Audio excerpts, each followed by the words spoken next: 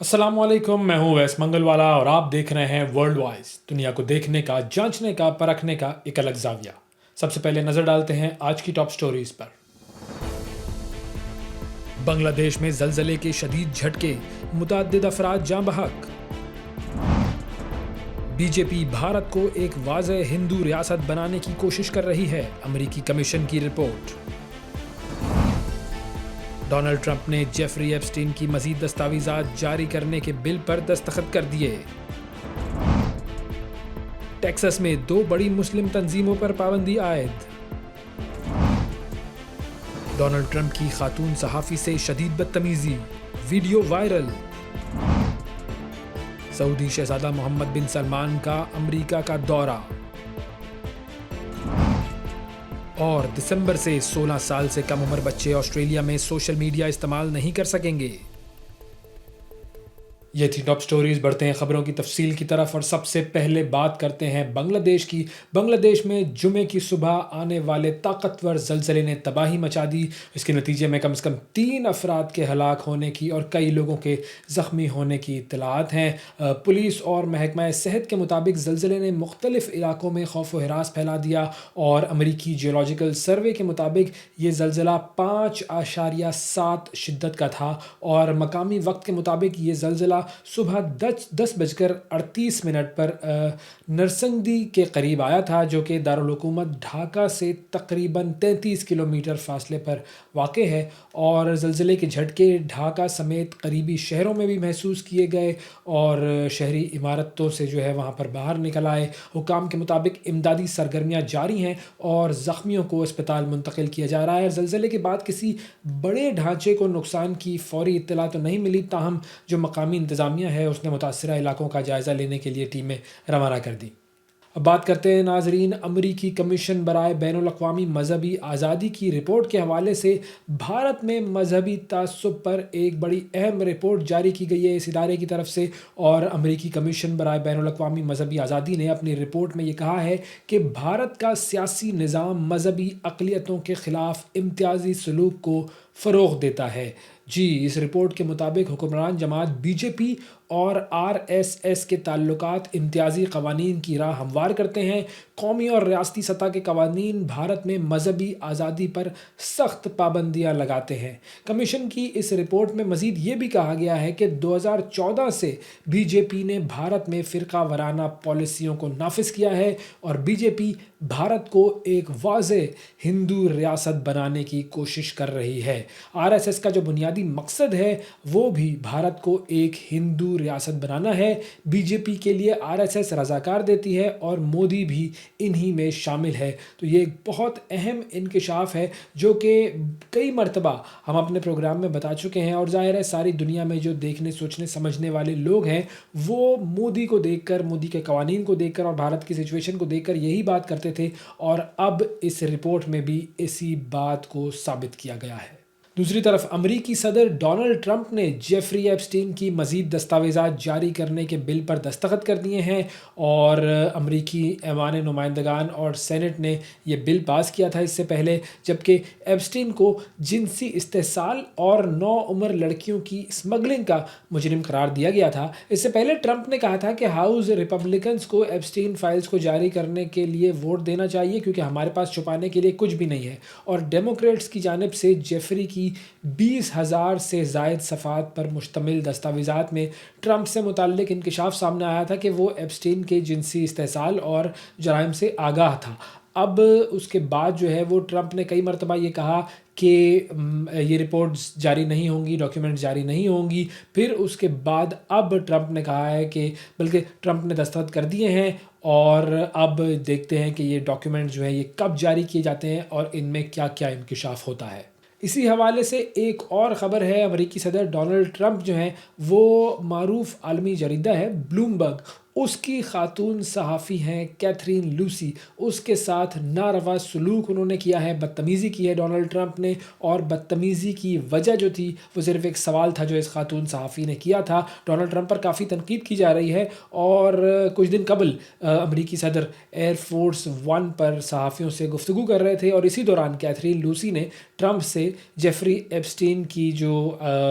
کہ جنسی جرائم کا جو مجرم ہے اس کے حوالے سے سوال کیا، اور ان دستاویزات سے متعلق جب اس نے بات کی تو ٹرمپ نے اسے کس طریقے سے بدتمیزی سے جھڑک دیا، کس طریقے کے الفاظ کا اور کس طرح کی زبان کا استعمال کیا ڈونلڈ ٹرمپ نے اس خاتون صحافی سے، اور کیتھرین لوسی نے ٹرمپ کے اس رویے پر کوئی رد عمل نہیں دیا ہے، اور امریکی صدر کے اس خاتون کے ساتھ ناروا سلوک کی ویڈیو جو ہے وہ سوشل میڈیا پر تیزی سے وائرل ہوئی، اور صحافت کی جو اہم شخصیات ہیں، سوشل میڈیا کے صارفین جو ہیں، انہوں نے اس پر شدید تنقید کی، اور میڈیا رپورٹس کے مطابق بلومبرگ نے کیتھرین لوسی کی جو حمایت میں کہا ہے کہ ہمارے جو نمائندے ہیں وہ ایک اہم عوامی خدمت انجام دیتے ہیں، اور انہیں کسی قسم کا کوئی خوف نہیں ہے، اور وہ بغیر کسی خوف کے سوالات پوچھتے رہیں گے۔ امریکی صدر ڈونلڈ ٹرمپ نے سوڈان جنگ کے خاتمے پر جلد کام شروع کرنے کا اعلان کر دیا ہے، اور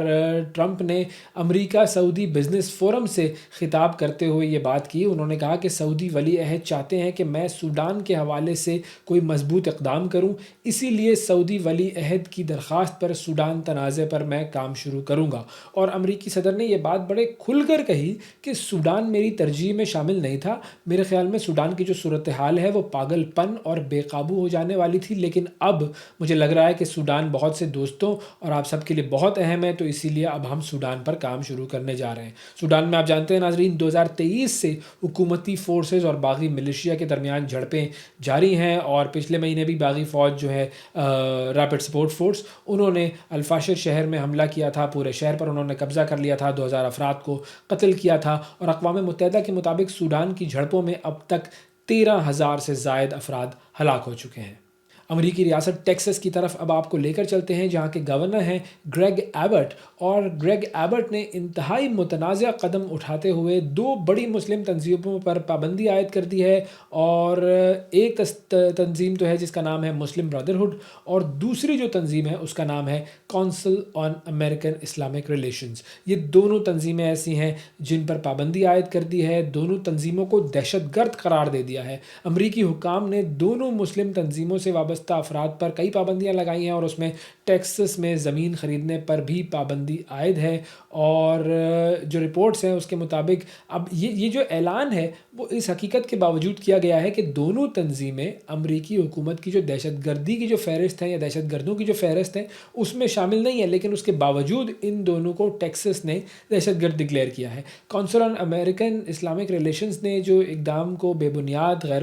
قانونی اور کھلی اسلام دشمنی قرار دیا ہے، ان کی جانب سے بیان جو آیا ہے اس میں یہ کہا گیا ہے کہ گورنر ایبٹ جو ہیں وہ سازشی کہانیوں کو بنیاد بنا کر مسلمانوں کو نشانہ بنا رہے ہیں، اور اگر یہ اعلان عملی پالیسی بنا تو وہ اس کے خلاف قانونی کارروائی بھی کریں گے۔ اب ناظرین آپ کو لے کر چلتے ہیں برطانیہ کی طرف، جہاں پر حکومت پر ایک الزام آ رہا ہے، اور الزام یہ ہے کہ برطانیہ کی جو حکومت ہے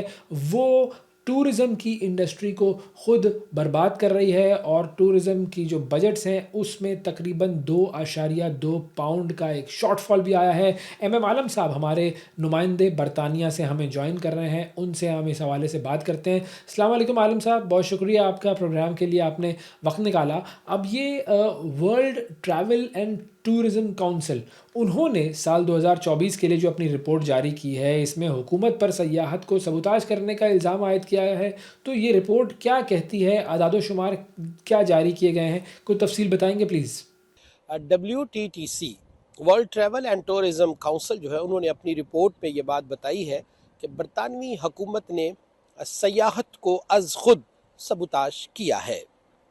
انہوں نے اس رپورٹ میں یہ بھی بتایا ہے کہ 2024 میں بین الاقوامی سیاحوں نے 40.3 بلین پاؤنڈز خرچ کیے ہیں۔ 2019 سے لے کر 2024 تک کا جو پیریڈ ہے اس میں 5.3% کم سطح پر یہ سیاحت جو ہے یہ ہوئی ہے۔ اچھا، اس میں یہ بھی بتایا گیا ہے 42.5 بلین پاؤنڈ سے 40.3 بلین पाउंड की जो कम सतह है इसकी जिम्मेदार बरतानवी हुकूमत है। अच्छा इमाम आलम साहब, बरतानवी हुकूमत की कौन सी पॉलिसियों ने सयाहत को मुतासिर किया है? क्या ये जो नया सफरी इजाज़तनामा है उसने सयाहत पर असर डाला है या क्या और कोई वजह सामने आई है? जी हाँ, ये बड़ा अहम सवाल है कि आखिर वो कौन सी पॉलिसीज़ हैं जिनकी वजह से सियाहत जो है उसको नुकसान हुआ। तो WTTC world travel and tourism council की रिपोर्ट में इनकी निशानदही की गई है। पहला जो है वो है ETA, जो इलेक्ट्रॉनिक ट्रैवल ऑथराइजेशन है, उसके बारे में कहा गया है ये जो निज़ाम मुतारिफ करवाया गया है इसकी वजह से अब बहुत सारे जो सियाहत करने वाले हैं उनके लिए मुश्किलात पेश हुई हैं। यूरोपीय ममालिक समेत मुतअद्दिद ममालिक जो हैं उन पर यह कानून लागू किया गया है कि जब भी वो बरतानिया की तरफ ट्रैवल करेंगे तो उन्हें अथोराइजेशन जो है वो अप्रूवल लेनी पड़ेगी। तो ट्रैवल अथोराइजेशन अप्रूवल लेने के लिए उनके लिए बड़ी दिक्कत है। एक तो उसमें फीसिस जो है वो देनी पड़ती हैं, दूसरा ये है कि बहुत सारे एजेड जो लोग हैं उनके लिए मुश्किलात का सामना होता है उनको अप्लाई करना, और उसमें फिर जो है फीस भी एक रुकावट है, और ETA की वजह से बहुत सारे लोग जो है उन्होंने बरतानिया का रुख करने से इनकार कर दिया है। दूसरा इसमें जो अहम पहलू है वो है बैरून ममालिक से आने वाले जो हैं उनके ऊपर फीस और टैक्स में इजाफा कर दिया गया है, उसकी वजह से भी लोग जो है वो अवॉइड कर रहे हैं कि फीसें भी बढ़ा दी हैं और टैक्स भी। अच्छा, तीसरा इसमें है वैट रीफंड। जो भी बरतानिया में सैर व तफरीह के लिए आते थे विजिटर, तो यहाँ पर जब वो शॉपिंग किया करते थे तो उस दौरान शॉपिंग में वैट जो लगाया जाता था, वापसी पे एयरपोर्ट से वो वैट क्लेम किया करते थे और उनको वो वैट मिल जाता था। खुसूसी तौर पर मिडल ईस्ट और सऊदी अरेबिया, दुबई, चाइना, यहाँ के बारे में कहा जाता है कि बहुत ज़्यादा शॉपिंग की जाती थी और फिर वो वापसी पर वैट क्लेम करते थे। वो वैट क्लेम का सिलसिला बंद कर दिया गया है, तो इसकी वजह से महंगाई भी बढ़ी, उसकी वजह से उनकी अट्रैक्शन कम हुई, इसकी वजह से यहाँ का बिजनेस जो है उस पर भी बड़े मनफी असरात पैदा हुए और फिर सियाहत का जो रुझान है वो कम हुआ। अगर हम बरतानिया की मईशत की बात करें तो बरतानिया की मईशत में सयाहत का कितना हिस्सा है और बरतानिया दूसरी जो यूरोपीय ममालिक हैं उनसे कितना पीछे है और क्यों पीछे है? WTTC world travel and tourism council ने ये बताया है कि पूरे सियाहत के शोबा में 2024 में बरतानिया की मईशत में 286 बिलियन पाउंड्स जो है उनका कंट्रीब्यूशन है। रिपोर्ट में यह बताया गया है अगर बरतानिया ने अपनी पॉलिसीज में नरमी न बरती और उन्होंने कवानीन में तब्दीली न की तो आने वाले जो 10 साल हैं उनमें सफ़र व सियाहत जो है उसको तकरीबन 60 बिलियन का नुकसान हो सकता है और इसकी जिम्मेदारी जो है वो हुकूमत बरतानिया पर होगी। इस रिपोर्ट के नताइज का बरतानवी हुकूमत की आइंदा पॉलिसियों पर क्या असर पड़ सकता है? आपको क्या लगता है कि वो इस हवाले से कुछ तब्दीलियां करेंगे, कुछ कवानीन में तब्दीलियां लेकर आएंगे ताकि सयाहत की जो सूरत हाल है वो बेहतर हो? अच्छा, इसमें जो world travel and tourism council की रिपोर्ट है उन्होंने यानी बड़ी शद्दोमद से इस बात का इजहार किया है कि अगर बरतानिया ने अपनी पॉलिसी न बदली और नज़रसानी न की तो बैनुल अक़वामी जो सयाहत है उसका रुख बरतानिया की बजाय जर्मनी, इटली और स्पेन, पुर्तगाल इन ममालिक में बढ़ जाएगा और जिसकी वजह से उनकी जो सियाहत की सतह है वो बुलंद तरीन हो जाएगी और बरतानिया जो है वो मज़ीद कम सतह पर आ जाएगा। और मैं चाहूँगा कि आप हमें ये भी बताइए कि हुकूमत की जानिब से कौन कौन से ऐसे इकदामात किए गए हैं जिससे सयाहत मुतासिर हुई है? जो तशहीरी मुहिम थी, अब बरतानवी जो हुकूमत है उसने उस बजट पर कट्स लगा दिए हैं। पहले ये था कि तशहीर की जाती थी और बताया जाता था कि यूके में ऑफ़र्स क्या क्या हैं, प्रमोशन की जाती थी और बताया जाता था लोगों को अट्रैक्शन के लिए कि अगर इस सीज़न में अगर आप आएंगे तो आपके लिए यहाँ पर क्या क्या स्पेशल ऑफ़र्स और अट्रैक्शंस हैं और यहाँ पर क्या क्या खूबसूरत जगह हैं देखने की और वहाँ पर कौन कौन से गवर्नमेंट की सतह पर इंतज़ामात किए गए हैं। तो इन पॉलिसीज़ की वजह से सियाहत को बहुत नुकसान पहुँचा है। ये WTTC یعنی world travel and tourism council کی رپورٹ میں نشاندہی جو ہے وہ کی گئی ہیں۔ تو اب کیا برطانوی سیاحتی شعبے کی بحالی کے لیے کوئی اقدامات تجویز کیے گئے ہیں؟ جی، رپورٹ میں یہ بات بتائی گئی ہے اور اس طرف اشارہ کیا گیا ہے کہ اگر برطانیہ نے ہر سال 50 ملین بین الاقوامی زائرین کا ہدف پورا کرنا ہے تو ان کو ویزا پالیسیز جو ہے اس میں نرمی برتنا ہوگی، اور سیاحتی لوگوں کے لیے خرید و فروخت جو ہے اس میں ہر سطح پر اٹریکشن دینا ہوگی، ورنہ جو سیاحت ہے وہ مزید جو ہے وہ مشکلات کا سامنا کرے گی، اور اس سے نہ صرف برطانوی حکومت بلکہ برطانیہ بھر کے بزنس کو شدید نقصان کا اندیشہ ہے۔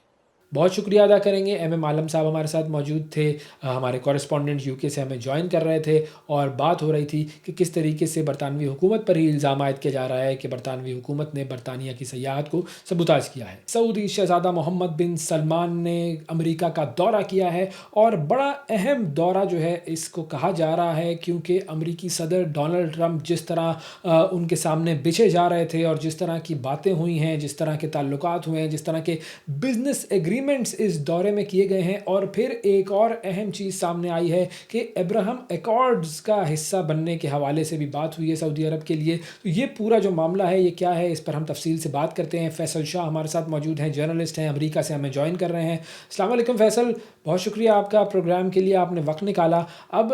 محمد بن سلمان صاحب نے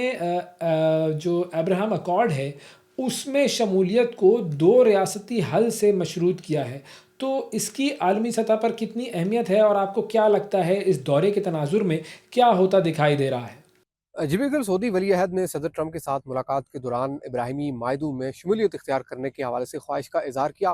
اس حوالے سے اس کا پس منظر صدر ٹرمپ کی پہلی انتظامیہ کے دور سے بھی ملتا ہے۔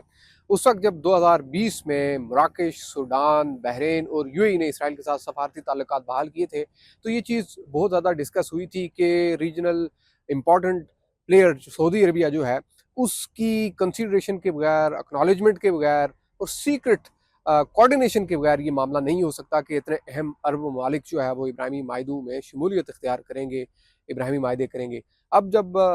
محمد بن سلمان نے یہ بات کی ہے یہاں وائٹ ہاؤس میں، اوول آفس میں صدر ٹرمپ کے ساتھ ملاقات کے دوران، تو اس میں اگر آپ گفتگو دیکھیں صدر ٹرمپ کی گفتگو کا جو حصہ ہے، کیونکہ اس وقت کنسرن جو سعودی عربیہ کا ہے جس پر وہ ایک سٹینڈنگ لیے ہوئے ہیں، وہ 2 ریاستی حل ہے۔ 1967 کی جو سرحدی ایک تقسیم ہے، جو ایک سرحدی فلسطینی اور اسرائیلی تقسیم ہے، اس کے تناظر میں وہ ریاست فلسطین اور ریاست اسرائیل جو ان کی کو ایگزسٹنس کی بات کرتے ہیں۔ تو اس حوالے سے صدر ٹرمپ نے یہ کہا کہ ہم نے 1 اسٹیٹ 2 اسٹیٹ بہت سارے سولوشنز پر بات کی، تو صدر ٹرمپ تو 2 اسٹیٹ سولوشن کے حوالے سے کوئی بہت زیادہ پازیٹیو نہیں ہے، کوئی بہت زیادہ اس کو انڈورس نہیں کرتے، لیکن سعودی عربیہ کا جو ولی عہد ان کا یہاں امریکہ میں بیٹھ کر یہ کہنا کہ ہم ابراہیمک اکارڈز کو جوائن کرنے کی خواہش رکھتے ہیں لیکن فلسطینی ریاست کے قیام کے ساتھ، اس پر جو ماہرین ہیں وہ یہ کہتے ہیں کہ سعودی عرب اپنے کی آبجیکٹیوز کو گین کرنے کے لیے امریکہ کے ساتھ ایک کوارڈینیشن اور کوآپریشن میں چلتا ہے، اور وہ آبجیکٹیوز اگر اس کے گین ہو جاتے ہیں تو وہ اس معاملے کو بھی بائی پاس کر سکتا ہے۔ لیکن اب یہ بہت اہم ہے، یہ ایک اوپینین اور ایک ریفلیکشن ضرور ہے، لیکن اب کیونکہ سعودی عرب کو وہ سب مل گیا ہے جو وہ چاہ رہے تھے، اس کا کم از کم آغاز ہو چکا ہے، یہ ڈیلیور ہوگا یا نہیں لیکن کم از کم اس کا آغاز ہو چکا ہے، یعنی F-35 کی ڈیل مل چکی ہے، سول نیوکلیئر ٹیکنالوجی ٹرانسفر جو ہے وہ مل چکا ہے، اور سعودی عرب امریکہ میں انویسٹمنٹ لا رہا ہے، تو امریکہ کی طرف سے کافی زیادہ جو ہے وہ کوآپریٹ کیا گیا ہے۔ لیکن اب بھی اگر محمد بن سلمان یہ بات کر رہے ہیں کہ 2 ریاستی حل، تو ظاہر ہے وہ اس کے پیچھے ساری اسلامک نیشنز جو ہیں وہ ان کا بھی ایک ریفلیکشن دے رہے ہیں کہ فلسطینی ریاست کا قیام ہوگا تو پھر اسرائیل کو تسلیم کیا جائے گا۔ تو یہ ایک امپریشن تو بن رہا ہے کہ بہرحال کیونکہ صدر ٹرمپ کی اگر آپ گفتگو دیکھیں گزشتہ 2 ہفتے پہلے کچھ گفتگو امریکی میڈیا میں سامنے آئی تھی، اس میں صدر ٹرمپ یہ کہہ رہے تھے کہ سعودی عرب اسرائیل کو تسلیم کر لے غزہ پیس ڈیل کے بعد، اور محمد بن سلمان کے ساتھ ان کی یہ گفتگو ہوئی، امریکی میڈیا نے رپورٹ کیا کہ صدر ٹرمپ یہ چاہتے ہیں کہ محمد بن سلمان اسرائیل کو اب تسلیم کر لیں کیونکہ اب غزہ پیس ڈیل تو ہو چکی ہے۔ لیکن غزہ پیس ڈیل کی اس سچویشن ایک سب کو پتہ ہے کہ ایک ایمبیگٹی میں ہے، ایک پر اسراریت اور مشکوکیت ہے اس میں۔ اسٹل وائلیشنز ہو رہی ہیں. تو یہ کنسرن آبویسلی سعودی عربیہ کا لیجیٹیمیٹ ابھی تک ہے، اور اس کے ساتھ ظاہر ہے اسلامک ورلڈ بھی ہم آواز ہے کہ دو ریاستی حل. تو محمد بن سلمان کا یہاں آ کر یہ کہنا آبویسلی اس سے یہ معلوم ہوتا ہے کہ وہ آگے بڑھنا چاہتے ہیں لیکن دو ریاستی حل کے تحت. اب وہ دو ریاستی حل کیا امریکہ کی طرف سے اس کو انڈورس کیا جائے گا، یہ ایک بہت اہم معاملہ ہے، اور یہ ایک پوائنٹ آف ڈس انگیجمنٹ بھی ہو سکتا ہے. اچھا، اس دورے میں ایم بی ایس نے جس طرح سے معاملات کو ایڈریس کیا ہے، اور خشوگی کا معاملہ ہو، قتل کا، یا پھر 9/11 کا معاملہ ہو، ان کے بیانات کے بعد عالمی سطح پر بطور لیڈر آپ کا خیال میں کیا امپریشن گیا ہے ان کا؟ دیکھیں، بہت سے ایسے سوالات ہیں جو سعودی ولی عہد کا یہاں اس وقت تک پیچھا کر رہے ہیں. 7 سال بعد جب وہ امریکہ آئے تو سب سے اہم اور تنقیدی سوال 9/11 کے متاثرین کے حوالے سے تھا، اور صحافی جمال خشوگی کے قتل میں ان کے کردار کے حوالے سے تھا، جس پر ظاہر ہے کہ صدر ٹرمپ نے کافی صحافی پر ناپسندیدگی کا اظہار بھی کیا. لیکن اس معاملے کا جواب دینے کی کوشش کی محمد بن سلمان نے. اور امریکہ اس وقت جس طرح کی لیوریج سعودی عربیہ کو دے رہا ہے، اس میں سعودی ولی عہد کے لیے کافی گنجائش تھی کہ وہ اس پر بات کریں. سرپرائزنگلی انہوں نے اسامہ بن لادن کا نام لیا اوول آفس میں بیٹھ کر، اور 9/11 کی وکٹم فیملیز کے حوالے سے انہوں نے کہا کہ جو CIA کی فائنڈنگز ہیں، جس میں 9/11 کے واقعات کے حوالے سے اسامہ بن لادن کا کردار ہے، اس میں یہ کہا گیا ہے کہ اسامہ بن لادن نے سعودی شہریوں کو استعمال کیا امریکہ کے خلاف. اب محمد بن سلمان کہتے ہیں یہ تو امریکہ اور سعودی عربیہ کے تعلقات خراب کرنے کے حوالے سے ایک اٹیمپٹ تھا. تو ہمیں آج کی ریالٹی میں دیکھنا چاہیے کہ آج ہم کیا کر رہے ہیں. یہ انہوں نے بظاہر جو 9/11 کی جو فائنڈنگز تھیں، اور 9/11 کے جو متاثرین ہیں جو اس وقت پوری کیمپین کر رہے ہیں، اور ان کی طرف سے بہت ناپسندیدگی کا اظہار کیا گیا. یہاں صدر ٹرمپ نے انہیں اوول آفس میں اس طرح سے ویلکم کیوں کیا،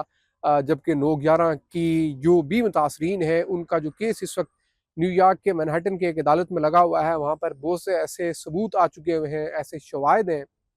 جو یہ بتاتے ہیں کہ امریکہ کی سابق حکومتیں اس معاملے پر سعودی عربیہ کو لیوریج دیتی رہی ہیں. جتنی بھی انتظامیہ جو ڈیموکریٹس اور ریپبلکنز گزر چکی ہیں، جس میں بش انتظامیہ سے لے کر صدر ٹرمپ کی یہ جو دوسری انتظامیہ تک وقتاً فوقتاً ڈاکومنٹس ڈی کلاسیفائی کیے جاتے رہے ہیں. اب جتنے ڈاکومنٹس آتے رہے ہیں امریکہ کے اندر 9/11 کے جو متاثرین ہیں، اس سے ان کو ایک اسٹرانگ ریلیونس ملتی رہی ہے کہ سعودی عربیہ کا بہرحال کردار تھا 9/11 کے حال سے، اور ان سے اکاؤنٹیبلٹی ہونی چاہیے. کیونکہ موسٹ ریسنٹ اگر ہم دیکھیں تو بائیڈن انتظامیہ نے اپنے دور میں ایک ایگزیکٹو آرڈر کے ذریعے سے کچھ ان کلاسیفائڈ ڈاکومنٹس جو ہیں، کچھ کلاسیفائڈ ڈاکومنٹس جو ہیں وہ ریلیز کیے تھے، ڈی کلاسیفائی کیے تھے. اس میں پتہ چلا تھا کہ کیسے سعودی عربیہ کے کنیکشنز تھے. اور پھر سال 2024 میں فیڈرل بیورو آف انویسٹیگیشن نے کچھ ویڈیوز جاری کی تھی، جہاں ایک سعودی شہری جس کا لنک سعودی عربیہ سے بتایا جاتا ہے، اس کی ویڈیوگرافی دیکھی گئی یہاں اس کیپٹل ہل اور واشنگٹن ڈی سی کے دیگر علاقوں میں. تو اس پہ بھی 9/11 کے جو متاثرین ہیں وہ بہت زیادہ انکریج ہوئے، موٹیویٹ ہوئے کہ کنیکشن تو واقعی سعودی عربیہ کا ہے، تو پھر امریکہ کی سابق حکومتیں اور موجودہ حکومت یہ سب کیوں نہیں کر رہی. تو یہ سوال یہاں بھی محمد بن سلمان کا پیچھا کرتا رہا. لیکن انہوں نے CIA کی ساری فائنڈنگز اور امریکہ کی باقی حکومتیں اس سے پہلے جو کرتی رہیں ان کے کنڈکٹ، اور پھر اس وقت صدر ٹرمپ جو کر رہے ہیں، اس میں جو انہیں مخصوص مارجن ملا، اس میں انہوں نے اس معاملے کو بھی ڈیفینڈ کیا کہ CIA کی فائنڈنگ میں تو امریکہ اور سعودی عربیہ کے تعلقات خراب کرنے والے ایک شخص کا ذکر ہے، اس میں سعودی عرب کا رول کیا ہے، وہ یہ امپریشن دے رہے ہیں. تو انہوں نے اس کا جواب دینے کی کوشش کی. جو دوسرا اہم معاملہ تھا وہ معاملہ تھا جمال خشوگی کا. ان کی اہلیہ نے حال ہی میں امریکی ٹیلی ویژنز کو انٹرویوز دیے اور ناپسندیدگی کا، ناگواری کا اظہار کیا کہ ان کے لیے بڑی تکلیف دہ بات ہے کہ ان کے شوہر کے قتل میں ملوث لوگ جو ہیں انہیں اس طرح سے ویلکم کیا جائے. اور اب اگر صدر ٹرمپ ان سے مل رہے ہیں تو سعودی شہزادہ ان سے بھی ملیں اور ان سے معافی مانگے. یہ بہت دلچسپ بات ہے. خشوگی کی اہلیہ مختلف پلیٹ فارمز پر یہ بات اٹھاتی رہی ہیں، اور جیسے ہی محمد بن سلمان اس دورے پر امریکہ پہنچے، کمیٹی ٹو پروٹیکٹ جرنلسٹ نے کچھ نصف درجن کے لگ بھگ صحافیوں کی تفصیلات جاری کی تھیں کہ کس طرح سے انہیں یہاں سعودی عرب کی جانب سے قید، قتل اور حبس بھیجا میں رکھنے کے واقعات جو ہیں وہ ملتے ہیں محمد بن سلمان کی انتظامیہ کے دور میں. تو یہ ساری صورتحال ہے. تو ان ایڈریس ایشوز محمد بن سلمان نے جو ایڈریس کرنے کی کوشش کی، اس میں ظاہر ہے کہ 9/11 کا معاملہ تھا، کیونکہ 9/11 کے وکٹمز اس وقت تک جب وہ امریکہ میں موجود تھے اس وقت بھی وہ انٹرویوز دے رہے تھے، پروٹیسٹ کر رہے تھے آن لائن کہ کیسے ہمارے ساتھ ناانصافی ہو سکتی ہے. اور خاشقجی کا معاملہ جو بہت زیادہ ہیٹ آف دا مومنٹ رہا، اور اس پر ان کی اہلیہ نے بہت زیادہ ایک سٹینڈ لیا. اگر ہم ویسٹرن میڈیا کی بات کریں تو ویسٹرن میڈیا آج بھی ایم بی ایس کو ڈی فیکٹو لیڈر لکھتا ہے، اور اس دورے کے بعد مغربی جو میڈیا ہے اس کا رویہ آپ کو کیا لگتا ہے کتنا تبدیل ہوگا؟ ڈونلڈ ٹرمپ کا رویہ ہم نے دیکھ لیا اور ہم نے ایم بی ایس کا ایٹیٹیوڈ بھی دیکھ لیا، آپ کو کیا لگتا ہے کہ اب مغربی میڈیا کیا کرے گا، کس طرح کا رویہ ان کے لیے اختیار کرے گا؟ مغربی میڈیا محمد بن سلمان کو ڈیفیکٹر رولر اس لیے بھی کہتا ہے کہ 2017 سے آنورڈ جب سے محمد بن سلمان کا رائز ہوا، جس طرح کا کریک ڈاؤن ان کی جانب سے کیا گیا اینٹی کرپشن کے نام سے اور بٹریل کے حوالے سے، یعنی کہ لوگ کنگڈم کے اندر بغاوت کا ارادہ رکھتے ہیں یا دھوکہ دہی جیسے معاملات میں انوالو ہو سکتے ہیں، تو اس پر رپورٹڈ فگرز ہیں کہ 207 کے لگ بھگ مجموعی طور پر ٹوٹل اپوننٹس جو ہیں محمد بن سلمان کے انہیں جیلوں میں رکھا گیا ہے، اور 17 ہائی پروفائل لوگ ہیں جن میں 11 سعودی شہزادے اور رائل فیملی سے تعلق رکھنے والے لوگ ہیں، جو کہ اس وقت محمد بن سلمان کے احکامات کے تناظر میں قید میں ہیں. یہ معاملات اور پھر اس کے ساتھ جو انسانی حقوق کی صورتحال ہے، کیونکہ اگر صرف گزشتہ 2 سالوں کی بات کی جائے تو سال 2023 میں سال 2024 کی اگر بات کی جائے تو 347 کے لگ بھگ ایگزیکیوشنز ہوئی ہیں، یعنی لوگوں کے سر قلم کیے گئے ہیں، اور 2025 کے جون تک یہ تعداد 150 سے تجاوز کر چکی ہے. 2025 کے جون تک کی صورتحال. اور پھر ساتھ ہی ظاہر صحافی جمال خاشقجی کا معاملہ بھی ایک رائول کے طور پر، ایک اوپوننٹ کے طور پر، اور ایک جو ہے وہ ٹارگٹ کلنگ کے حوالے سے دیکھا جاتا ہے کہ وہ رائول کے طور پر سامنے آ گئے تھے. وہ کیونکہ رائل فیملی کا حصہ تھے، پہلے ایڈوائزر کے طور پر خدمات سر انجام دے رہے تھے رائل فیملی کے اندر، بعد میں پھر وہ واشنگٹن پوسٹ میں لکھنا شروع ہو گئے، اور پھر آخر کار وہ مار دیے گئے، اور امریکی سی آئی اے کی تحقیقات کے مطابق مارنے کے احکامات محمد بن سلمان نے دیے تھے. تو یہ جو ساری ٹائم لائن ہے، اس کی وجہ سے مغربی میڈیا محمد بن سلمان کو ایک ڈیفیکٹو رولر بھی قرار دیتے ہیں، اور موسٹلی ان کی جو چیزیں ہائی لائٹ کی جاتی ہیں کہ وہ اپنے ہی رائل فیملی کے اندر ان نے بہت بڑے پیمانے پر اینٹی کرپشن کے نام پر لوگوں کو گرفتار کیا، اپنے رائیولز کو نشانہ بنایا، اور صحافیوں کے حوالے سے ظاہر ہے جیسے پہلے ہم نے آپ کے سامنے رکھا کہ کمیٹی ٹو پروٹیکٹ جرنلسٹ نے نصف درجن کے لگ بھگ یمنی اور سعودی صحافیوں کے حوالے سے تفصیلات جاری کی کہ وہ یا قید میں ہیں یا مار دیے گئے ہیں یا وہ سزائیں کاٹ رہے ہیں. اچھا، اگر ہم محمد بن سلمان کی بات کریں تو امریکہ میں پابندی تھی پہلے، اور اب ہم نے دیکھا کہ جی ان کو امریکہ میں ہاتھوں ہاتھ لیا گیا ہے، اور امریکی پالیسی کی تبدیلی کی وجہ کیا نظر آ رہی ہے آپ کو؟ یہاں تک کہ F-35 طیارے کی جو ڈیل ہو رہی ہے تو امریکہ کسی کو اسٹیلتھ طیارے دیتا نہیں ہے، تو آپ کو کیا لگتا ہے عالمی طاقت کا جو توازن ہے وہ اب کس طرف جا رہا ہے؟ تو جو F-35 طیارے سعودی عربیہ کو امریکہ فراہم کرنے جا رہا ہے، اب وائٹ ہاؤس کے آفیشلز مختلف میڈیا آؤٹلیٹس میں یہ بات لیک کر رہے ہیں، اور یہ اسرائیلی میڈیا میں بالکل یہ چیز رپورٹ ہو چکی ہے، اب امریکی میڈیا اور بہت سا دیگر انڈیپینڈنٹ میڈیا بھی رپورٹ کر رہا ہے کہ جو طیارے F-35 5th generation fighter jet سعودی عربیہ کو ملیں گے ان میں وہ فیچرز نہیں ہیں جو اسرائیل کے پاس موجود F-35 فائٹر جیٹس میں ہیں. ان فیچرز میں سب سے اہم یہ کہ جو ایریل کامبیٹ آپریشنز کے دوران کچھ آپ ان تیاروں کے اندر اپنے ویپنز ایکسٹینڈڈ ورژن کے اپ گریڈ کر سکتے ہیں، کچھ چینجز کر سکتے ہیں، وہ آپ نہیں کر سکتے. یعنی آپ اتنی ہی ٹیکنالوجی استعمال کریں گے جو امریکی انتظامیہ آپ کو جتنی اجازت دے گی. تو یہ چیز اب سامنے آ چکی ہے کہ ایگزیکٹلی وہ ویریئنٹ نہیں مل رہا جو امریکہ کے پاس ہے، جو اسرائیل کے پاس ہے. یہ کوئی درجن بھر کے قریب ممالک ہیں جن کے پاس یہ ٹیکنالوجی موجود ہے، اور کسی بھی مڈل ایسٹ کے اندر اسرائیل کے علاوہ کسی ملک کے پاس نہیں ہے. تو پہلی چیز تو یہ ڈفرینشیٹ ہو گئی کہ یہ F-35 وہ نہیں ہے جو اسرائیل کے پاس ہیں، کیونکہ اسرائیل کا بہت بڑا کنسرن تھا کہ مڈل ایسٹ کے اندر بیلنس آف پاور جو ہے وہ اسی کی سپیریئر پوزیشن رہے. تو یہ چیز تو سامنے آ چکی ہے کہ طیارے ایگزیکٹلی وہ نہیں ہیں جو کہ اسرائیل کے پاس ہیں. جو آبجیکٹیو سعودی عربیہ کا F-35 طیارے لینے کا آبویسلی وہ ایران کے اوپر ایک انفلوئنس برقرار رکھنا، یمن کی طرف سے کوئی بھی پوٹینشیل فیوچر میں رسک سامنے آئے اس کو کاؤنٹر کرنا، اس طرح کی چیزیں شامل ہیں. تو یہ ٹیکنالوجی ٹرانسفر جو ہے ظاہر ہے بہت زیادہ یہ ڈیبیٹ کا حصہ بھی رہی ہے لیکن اس سے بھی اہم کہ سول نیوکلیئر ٹیکنالوجی ٹرانسفر کا معاملہ جو اس کانگریس کے اندر بہت زیادہ کرٹیسزم کا حصہ رہا، بہت زیادہ اس پر اپوزیشن تھی، وہ معاملہ بھی ہو گیا. تو یہ اسٹیلتھ فائٹر جیٹس جو ہیں یہ تو وہ ویریئنٹ یا وہ اس ایڈوانسمنٹ کے ساتھ تو دیے ہی نہیں جا رہے. ان میں فیچرز وہی ہوں گے جو امریکی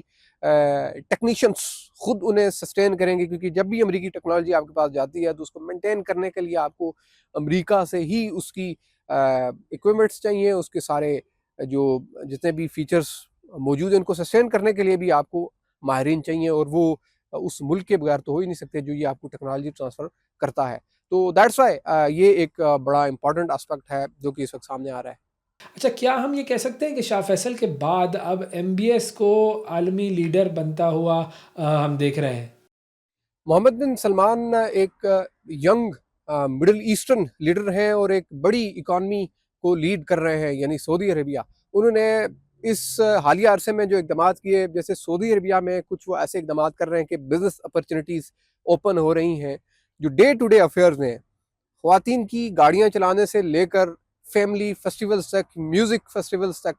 انٹرٹینمنٹ انڈسٹری کے حال سے چیزیں ہو رہی ہیں. تو ان کا جو امپریشن سعودی عربیہ کے اندر ہے، ریفلیکشنز لوگوں کے ہاں ہے، وہ تو ایک ایسے لیڈر کے طور پر ہے کہ جو ان کے لیے اچھا ہے. اور یہاں میں نے وائٹ ہاؤس کے اطراف میں دیکھا کہ سعودی شہری آئے ہوئے تھے، ان کے ہاتھوں میں جھنڈے تھے، اور وہ اپنے کنگ، مستقبل کا کنگ جنہیں صدر ٹرمپ کہتے ہیں، وہ اپنے شہزادے کی ایک جھلک دیکھنے کے لیے بےتاب بھی تھے. تو سعودیوں کے ہاں وہ سعودیز جو ان کی پالیسیز پہ خوش ہیں، وہ یقینی طور پر اس کو انکریج اور انہیں ایک لیڈر سمجھتے ہیں. براڈلی سیریا کا ایک بڑا ڈیپٹ جو قرض کا معاملہ تھا وہ ادا کرنے کے حوالے سے، ان پر سیریا پر سے پابندیاں ختم کرنے کے حوالے سے، اور سیریا کو سٹریم لائن کرنے کے حوالے سے محمد بن سلمان نے بہت بڑا رول پلے کیا. صرف احمد الشرع نہیں بلکہ جو فارمر سیرین پریزیڈنٹ تھے بشار الاسد، ان کو بھی عرب لیگ میں واپسی محمد بن سلمان نے دی، اور بشار الاسد بھی سعودی عربیہ گئے تھے. تو براڈلی عرب ریجن کے اندر محمد بن سلمان کو ایک لیڈر کے طور پر آبویسلی دیکھا جا رہا ہے. ان کا انفلوئنس ظاہر ہے کہ ریفلیکٹ ہوتا ہے، نظر آتا ہے. تو یہ کہنا کہ کیا وہ شاہ فیصل جیسی شہرت اور وہ انفلوئنس رکھیں گے، یہ ایک کریٹیکل معاملہ ہے. ظاہر ہے اس وقت تک بہت شکریہ ادا کریں گے. فیصل شاہ ہمارے ساتھ موجود تھے اور محمد بن سلمان کے دورے کے حوالے سے بات ہو رہی تھی، امریکہ کا بڑا اہم دورہ. اب آپ کو لے کر چلتے ہیں آسٹریلیا کی طرف، جہاں پر بچوں پر ایک پابندی لگائی گئی تھی، اور اس پابندی کا اعلان کچھ عرصہ پہلے کیا گیا تھا. 16 سال سے کم عمر بچے سوشل میڈیا استعمال نہیں کر سکیں گے. سوشل میڈیا کے حوالے سے پابندی ہے، بین ہے، اور اب یہ جو بین ہے 10 دسمبر سے امپلیمنٹ ہو جائے گا. عبدالوحید ربانی صاحب ہمارے ساتھ موجود ہیں، ہمارے کورسپونڈنٹ ہیں آسٹریلیا میں. جی بتائیے گا کیا تفصیل ہے؟ جی ویس صاحب، یہ آسٹریلیا کے جو موجودہ وزیر اعظم ہیں انتھنی البنی، وہ اسی سال جب دوبارہ تیسری مرتبہ ان کی حکومت بنی تھی تو انہوں نے مختلف فیصلے کیے تھے. اس میں سے ایک فیصلہ یہ بھی تھا کہ انہوں نے جو 16 سال سے کم عمر طالب علم ہیں، بچے ہیں، ان کے سوشل میڈیا اکاؤنٹس پر پابندی کا فیصلہ کیا تھا، اور اس کو باقاعدہ طور پر قانون کا حصہ بنایا، اور 10 دسمبر 2025 سے اس پہ جو عمل درآمد ہونے جا رہا ہے. اور ان کا کہنا تھا کہ یہ جو اسکول جانے والے بچے ہیں یا جن کی عمریں 16 سال سے کم ہیں، وہ فیس بک کو، انسٹاگرام اور یوٹیوب سمیت جتنی باقی سوشل میڈیا کے اکاؤنٹس ہیں وہ نہیں بنا سکیں گے، اور اس کا استعمال ہے وہ نہیں کر سکیں گے. اس کا جو مقصد انہوں نے بتایا ہے کہ بچوں کو اسٹڈی کی طرف توجہ ان کی ہونی چاہیے، ان کا کہنا تھا، اور مختلف جو سوشل برائیاں ہیں اس سے ان کو بچانے کا یہ فیصلہ کیا گیا ہے. نارملی ہم دیکھیں، اگر اس کا کمپیریزن ہم پاکستان سے کریں تو پاکستان میں ہم دیکھتے ہیں کبھی بھی حکومت کی جانب سے کوئی اس طرح کا سوشل کوئی اکاؤنٹ ہے یا ایکٹیویٹی ہے یا سوشل سائٹ ہے اس کو بند کرنا ہے تو مکمل طور پر انٹرنیٹ بند کر دیا جاتا ہے، تاکہ اور وہ ایسے لوگ جن کا جو بزنس وابستہ ہوتا ہے انٹرنیٹ سے، یعنی آئی ٹی یا دیگر جو بزنس ہوتے ہیں، وہ مکمل ٹھپ ہو جاتے ہیں. حکومت پاکستان کی جانب سے کسی بھی طرح کا جو انٹرنیٹ ہے یا سوشل میڈیا سائٹس ہیں ان پہ کنٹرول نہیں ہے، اور یہی وجہ ہے کہ ان کو کوئی بھی سائٹ ہے اس کو بند کرنا ہے، جیسے ٹویٹر ہے یا کوئی اور ہے، تو مکمل ان کے پاس صرف ایک ہی ہوتا ہے کہ انٹرنیٹ کو وہ اس کا جو سوئچ ہے وہ آف کر دیا جاتا ہے. مگر آسٹریلیا کی اگر ہم بات کریں تو یہاں ان کی ایکسیس ہے مختلف سائٹس تک، اور یہ اس کو ان کے لیے ممکن بنانا یہ آسان ہے کہ بچوں تک اس کی جو رسائی ہے وہ نہ ہو سکے. مگر ایک جو چیز مجھے لگتی ہے یہاں جب ہم دیکھتے ہیں ان کے جو بچے ہیں جو اسکول جانے والے ہیں جو مختلف سٹاپ پہ کھڑے ہوتے ہیں جب بس اپنی جو اسکول بس کا انتظار کر رہے ہوتے ہیں سب کے پاس اینڈرائڈ اور ایپل کا فون ہوتا ہے اور چاہے ان کی عمریں وہ 10 سال 12 سال یا 15 سال سے کم بھی ہوتی ہیں ہم ان کو دیکھنے سے ایسے ہی لگتے ہیں. وہ مارکیٹس میں پہنچے ہوتے ہیں کوئی چیز وہ پرچیز کرتے ہیں تو آن لائن ہے ڈیجیٹل طریقے سے اس کی وہ پیمنٹ کرتے ہیں انہوں نے اپنے موبائل سے پیمنٹ کرنی ہوتی ہے. تو جب دیکھتے ہیں کہ ہر ایک بچے کے پاس اپنا فون ہوتا ہے اور جب بھی وہ اسکول جا رہے ہوتے ہیں یا بس پہ اسٹاپ پہ وہ انتظار کر رہے ہوتے ہیں تو ہر وقت وہ فون پہ لگے ہوتے ہیں. تو اس صورت میں بچوں کے پاس اب جو اینڈرائڈ فون ہے اس کی جو ایکسیس ہے اس کو تو ختم نہیں کر سکتے. مگر جو آسٹریلیا کی حکومت ان کا یہ کہنا ہے کہ وہ کوشش کریں گے کہ ان کے جو سوشل میڈیا اکاؤنٹس ہیں وہ نہ بن سکیں تاکہ جو سوشل میڈیا اکاؤنٹس تک ان کی جو ایکسیس ہے وہ نہ ہو سکے. اور اس کا مین مقصد یہی ہے کہ مختلف قسم کی جو سوشل میڈیا کی وجہ سے اسکول کے جو بچے ہیں اور 16 سال سے جو کم ہیں ان میں مختلف قسم کی جو برائیاں پیدا ہو رہی ہیں اس پہ کنٹرول کیا جا سکے. جی بہت شکریہ ادا کریں گے ربانی صاحب، آپ کا وقت دیا آپ نے اور تفصیلات سے ہمیں آگاہ کیا. ناظرین آج کے پروگرام میں اتنا ہی، آپ سے اگلے پروگرام میں پھر ملاقات کریں گے، اس وقت تک کے لیے اجازت دیجیے. اللہ حافظ.